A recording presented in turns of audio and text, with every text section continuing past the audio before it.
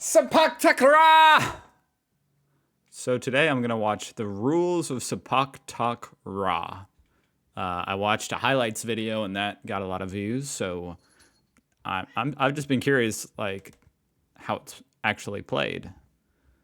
I assume it's a lot like volleyball, but let's see. The rules of Sepak Takraw. The object of the game is for your team to win 3 sets faster than the opposing team. A team is made up of 3 players and consists of a team to win 3 sets faster than the... He's going fast here, okay? Sorry. The object of the game is to win... The rules of Sepak Takraw. The object of the game is for your team to win 3 sets faster than... He's also got an accent that is... threw me off just a little bit. Okay, so 3 sets. Team. Let's see, a team is made up of 3 players and consists of these positions. The striker, the bowler. Huh, that's interesting. That's so... I can't imagine why he's called the bowler. I guess I'll find out, but, you know, it's not cricket. To win a set, you must score 21 points and be at least 2 points ahead. If the scores are 20... Oh my gosh, that backflip there. You must score 21 points and be at least 2 points ahead. Okay, so it's like ping pong rules. If the scores are 21-21, for example, the game carries on until one team has a 2-point lead.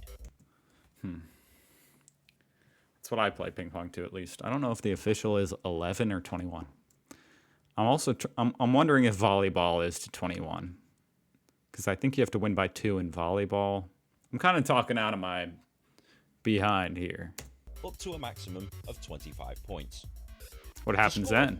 You it's must a tie? Kick the ball, which is usually made of woven rattan or plastic, over the net and hit the floor of your opponent's court. The court is played on a similar sized surface to a badminton court, 13.4 meters long. Oh, I never thought of comparing this to badminton. Maybe that's a more apt comparison than volleyball. By 6.1 meters wide, and the net is 1.52 meters above the ground. These are the circles the players must stay in during a serve. If the ball What does during a serve mean? Like, until he makes contact with it? is hit onto the lines, this also counts as a point. Hang on, Nin, this kinda sounds like volleyball mixed with football. That's pretty much exactly what this is.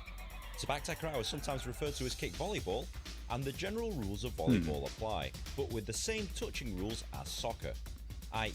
Problem is, I don't know much of the rules of volleyball. You can touch the ball with your legs, body, and head, but not your arms or hands. Okay. And just like volleyball, a team is allowed a maximum... He said with your legs or head, but what about with your body? ...of 3 touches of the ball before it must go over the net and onto your opponent's side of the court. Okay. Unlike volleyball, however, a player may take all 3 touches himself. A team can opt to take less than 3 touches if they want to, and the game is a back and forth affair with both teams setting up the ball and attacking each other's court. In the sport of Sepak Takraw, however, it's very easy to lose points. There's a lot of things you can't do in Sepak Takraw. So a lot of points are decided, like, on technicalities? You cannot kick the ball onto the ground outside the area of play. You cannot kick the ball into the net. Well, why would you be able to do that? You cannot kick the ball onto the ground outside the area of play. Well, yeah. You cannot kick the ball into the net and for it to land on your side of the court. You cannot touch the ball with your arms or hands. You cannot touch the net. So it can touch your body, I guess, because it just did. You cannot lift your foot out of the circles during a serve. You can. Did you say you can't touch the net? Okay, I think I called that out on my reaction too, because they are really contorting their bodies to try to avoid touching the net. But they're like reaching over the net with their legs. Crazy. You cannot lift your foot out of the circles during a serve. You cannot leave your circles during a serve until after the ball has crossed the net. Crossed the net.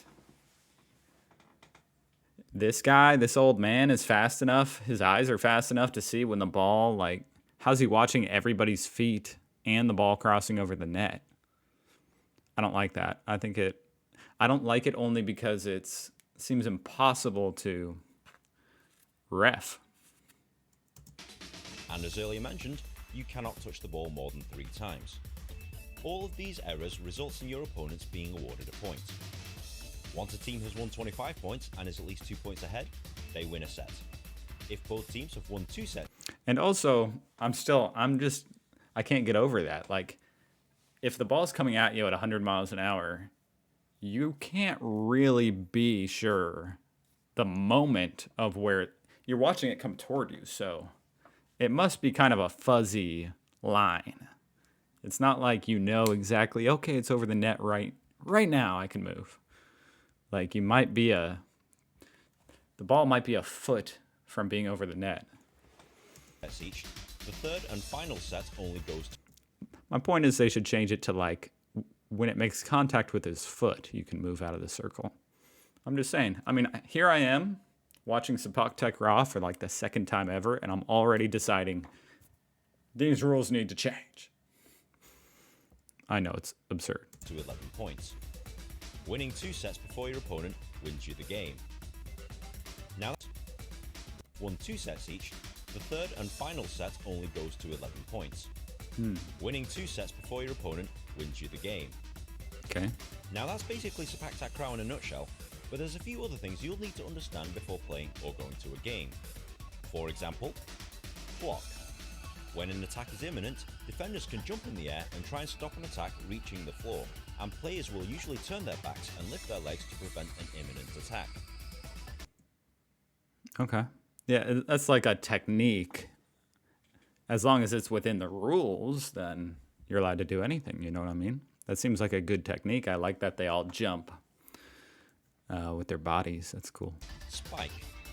This is an attacking shot, usually made by lifting I guess he's just like explaining some terms. the foot above the net and kicking the ball in a downward direction towards the opponent's floor. These shots are usually difficult to stop. Roll spike. One of the most impressive plays in the game is the roll spike. Players will generate momentum by jumping off one leg, rolling their bodies to kick the ball, Oh my gosh. That's a cheat gainer. and then Go look up cheat gainer. Parkour move. Or what's it called? Freestyle? Whatever it's called. proceeding to land on the same leg. They do something That's similar in awesome. Taekwondo called the 540 roundhouse, but in Sepak Takraw, this is a roll spike. Now this game That's seems awesome. ridiculously strange, but as you watch or play Sepak It Takraw, does. the rules will become clear. If you found this video at all helpful, please like, share and subscribe. Yeah, I mean, it's not a confusing game. The only thing at all a little bit weird is the whole circle thing. That might be the only thing if I was playing I would forget and walk out of my circle. Or forget to even go in it. Yeah, it's pretty straightforward, you know? I feel like I could go out there and at least I wouldn't be confused. I would just be terrible. Yeah, that's cool. All right. Well, thank you for watching. I appreciate it. And you can check out my other Sepak Takraw videos if you would like to. Especially my first time ever watching it. I was pretty mind blown.